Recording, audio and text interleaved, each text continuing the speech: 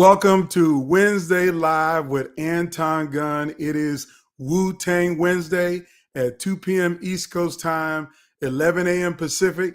To everybody that's in the Central Time Zone or the Mountain Time Zone, you know it's time to get in where you fit in. I'm excited about being with you today. And today I want to do something different, something special. As a matter of fact, this is my first time broadcasting to my YouTube audience live. I've done recorded stuff on YouTube, but this is the first time that I'm going live. So I want to really try to add in as much value as I possibly can for all of you today. And I want to talk about a very important subject. And this is really a career coaching session about what to do when you're in the middle of a toxic leadership culture. How do you leave an organization? How do you make a decision to do something different when you're in the middle of a toxic environment in the workplace? Now, we know this is a real challenge for so many people. Like we've seen the studies and the research that like 80 million people have left the job since 2021. And even last year in 2022, literally 55 million people have left the job. Now, I know that not everybody has left the job because of toxic workplace culture, but I do know that workplace culture, the toxicity in workplace culture, is costing American employers like $223 billion over 5 years because of talent leaving, turnover, losing competent people. So when I say today we're going to talk about something from the front lines, I'm going to tell you about a text message that I got on my phone this week. This text message came from a past client, someone that I provided career coaching for in the past. Literally have helped them to navigate through some very difficult situations in some corporate environments. And I totally thought that she was in a great place. Like literally, she just got a new role in an organization in January 2023. Well, as I'm recording this, we're now at the end of May 2023. So literally 5 months in this organization in a leadership role.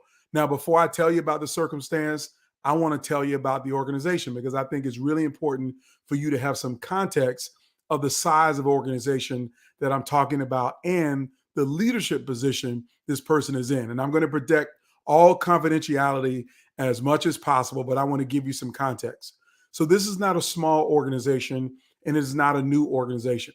This organization has been around since early 1900s. I won't even say the specific date, but it's more than 100 years old. It's been around a long time.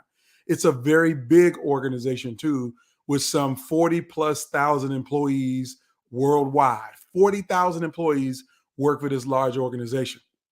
And the leader that I'm talking about is in the upper echelon of this organization, not in the top 10% either. I'm talking about in the top 3% of employees in this organization is where this leader sits. I can't tell you about her division, can't tell you about what she does, but I can give you some context of what she shared with me in a text message. And so I created a slide to give you some context around it. And I want you to read her words to me. I really want you to see this. So let me share my screen and I'm going to put this fully on the screen and I'm going to read it to you. Okay.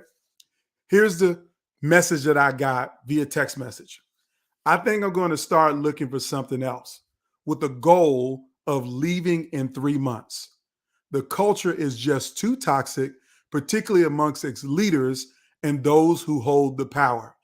They are inexperienced, messy, entitled, and lack integrity. And in all, they do not care about truly helping people. I think my spirit and soul would suffocate. And I also think that I'm just too black and too honest to be here. I want you to take that in for a second.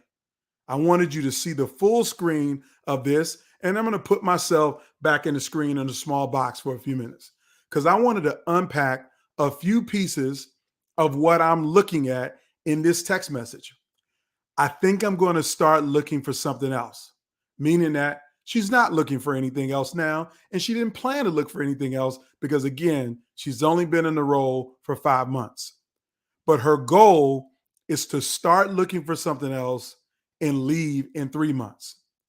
She says the culture is just too toxic, particularly amongst its leaders and those who hold the power.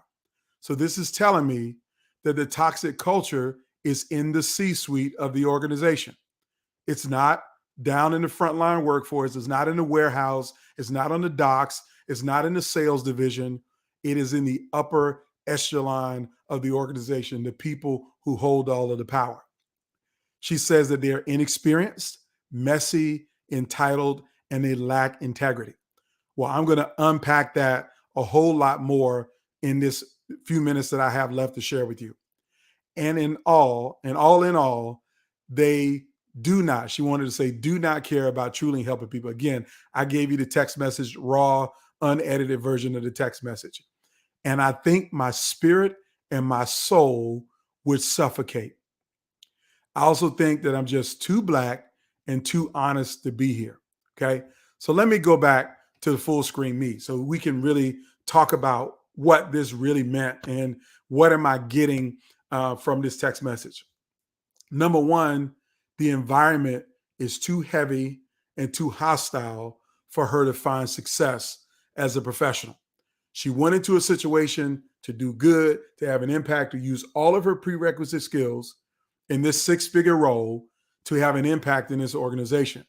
But clearly, because of the kind of environment that she's in, she's not able to have that impact. And not only that, she's experiencing some other things that makes her want to quit right now within 3 months. Now, here's the first thing I would say to her. This is what I have said to her. But if I was talking to you who might be in a similar situation, I want you to know you cannot leave that job in 3 months. You can't.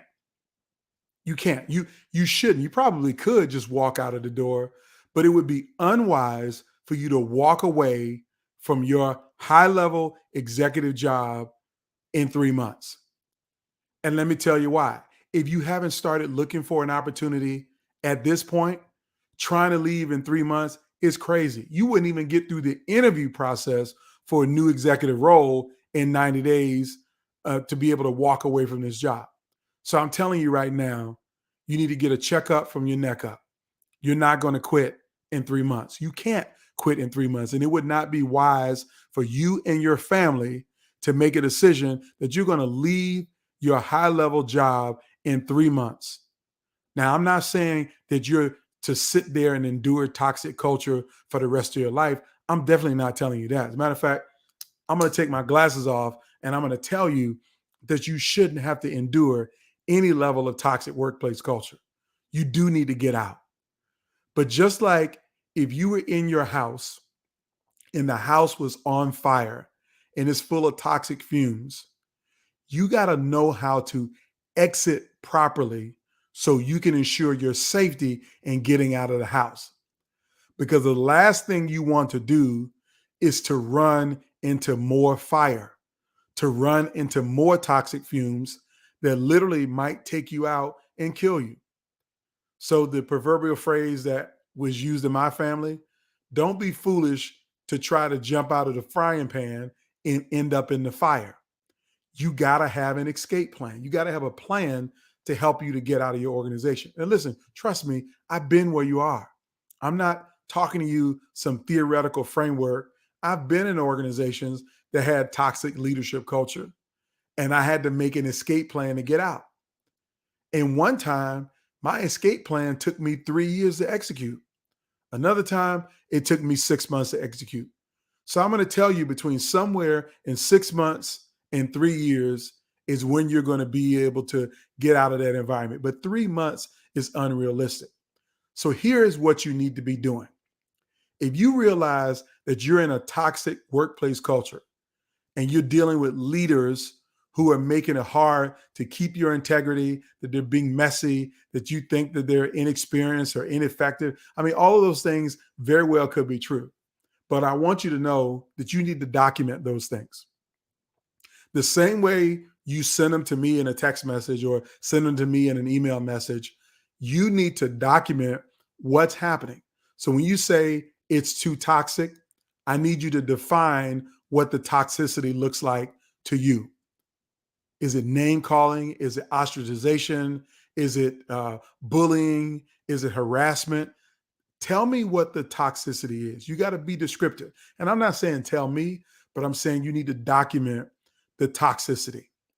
If you're going to say that your team is inexperienced, that even though they may be senior than you, they're inexperienced, then you need to document that inexperience. Did they get that role via nepotism, or were they not qualified for the role, but because they were connected to the right executive, they got the position anyway? You need to document that.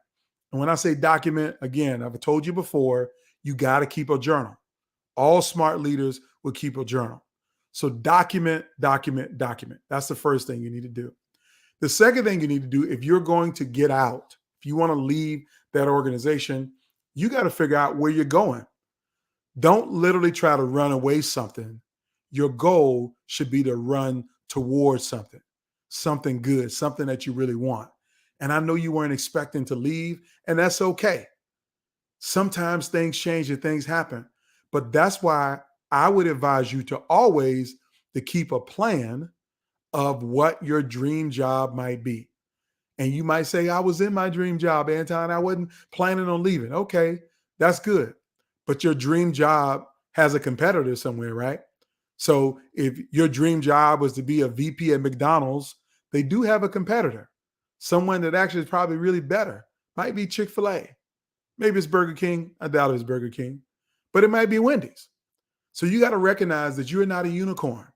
There's somebody like you working in a similar size organization doing a similar same role.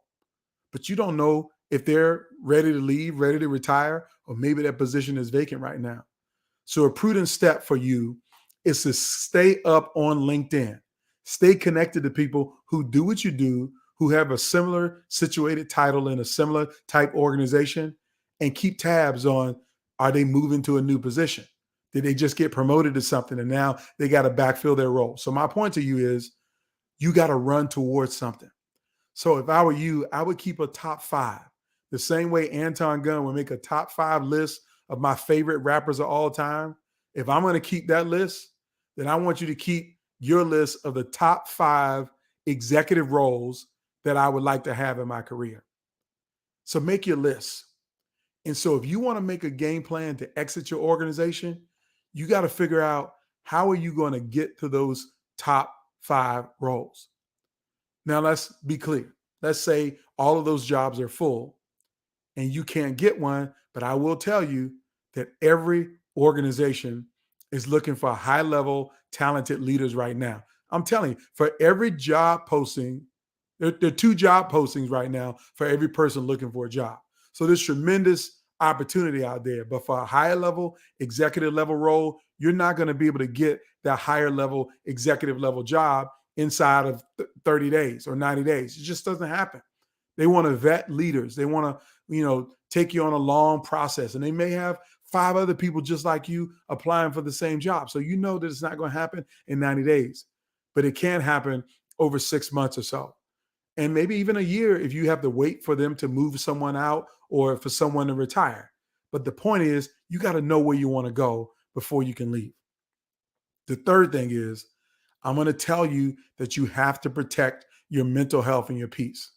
So when I say, if you're in a toxic environment, you're dealing with messy stuff, and you feel like the people that you work for don't share your values, don't reflect your values, don't reflect your integrity, then you got to minimize the time that you spend with those people, because they will suck the life out of you.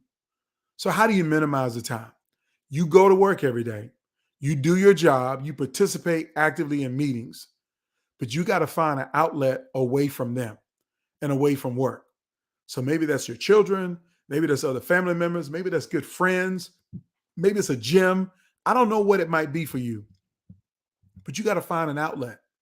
Maybe even increase your outlet activities. Maybe you join a new social club or a new organization to network with other people who are not toxic people that you are stuck with dealing with right now. Whatever it is, you got to build a new community to protect your peace. So you got to focus on protecting your peace. Now, here's the next thing I want to give you, and I'm going to kind of spend the last few minutes just kind of trying to bring it all together to give you a game plan. This is what I call career coaching for you that's in a situation. Now, I want you to know that after you protect your peace, after you figure out what you're running to, okay, and recognize that this is not going to happen overnight, what you have to do is you really have to focus on, is this situation salvageable or not? I want you to do all those other things first, but I want you to know that guess what? Every organization is not so awful that it's not salvageable. And my question for you is, do the people that you say are toxic, messy, lack integrity, have you called them out and given them a chance to improve? Or maybe have you called them in and given them a chance to improve? So, what I mean, call them out or call them in, we all know what calling people out are. It's literally like you see something bad, you see somebody doing something wrong, you see and experience the toxic behavior. So you want to call it out in a meeting. Maybe you want to put it in the email form. Maybe you want to go run and tell HR about what's going on, or you want to go and tell somebody else and really put them on Front Street of how toxic, messy, inexperienced, and how careless they are about the people that you serve, your customer base. Maybe you want to call them out. But sometimes calling them out may not be the appropriate step unless you've done the next step, which is call them in, which is literally sit down in a meeting and tell them about themselves in confidence. And what I mean confidence, I think sometimes what we forget in corporate America and in corporate leaders, we forget that we should speak to the obvious. We sometimes assume that because it's obvious to us and that it might be obvious to one other person that we know, that it's obvious to everybody. Well, I'm here to tell you it's never obvious to everybody. And so sometimes it bears laying it out so people can actually see. Did you know what you did yesterday was unethical?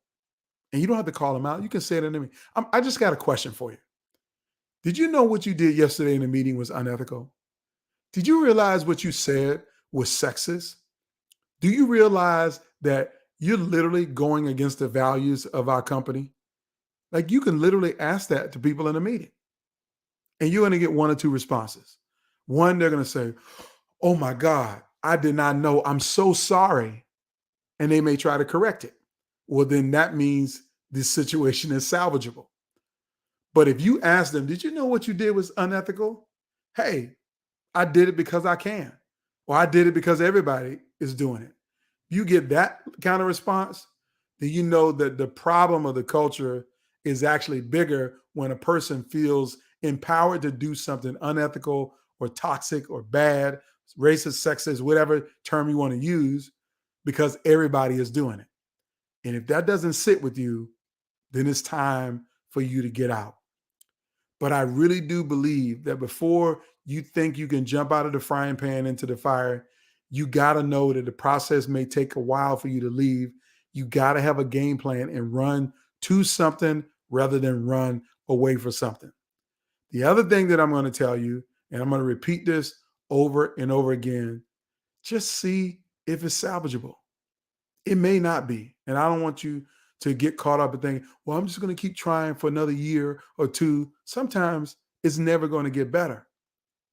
But the only way you know that is to call people in first and ask them about it. And then if they don't change their behavior, you can start calling them out. Because sometimes the call out, the transparency, the sunshine, if you will, on what is being done in the dark is enough to clean things up and to save you from leaving that dream job that you wanted so bad, that senior role that you wanted so bad. But then other times, there are organizations who don't have great leaders that you admire. And you thought you admired them because you read about them on LinkedIn or you read about them in a news article and you thought that they were great. But now that you get up close and personal, you see that they are not good people who lack integrity and really don't deserve the opportunity they're in. And if that's the case, you need to leave, but you need to leave with a plan. You need to leave with some dignity. You need to protect your mental health and your peace.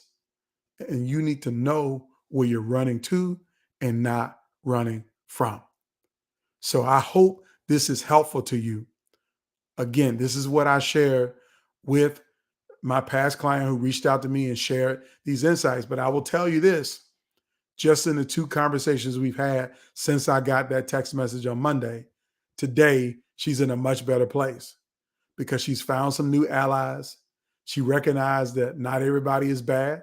And she also recognizes that her road to exiting the organization is a lot longer than 3 months. But she has a game plan that if things are not better by December at the end of the year, she will have another place to go. So I hope this lesson is helpful to you and anyone that you care about. And if you like content like this, I want you to share this video with others that you know.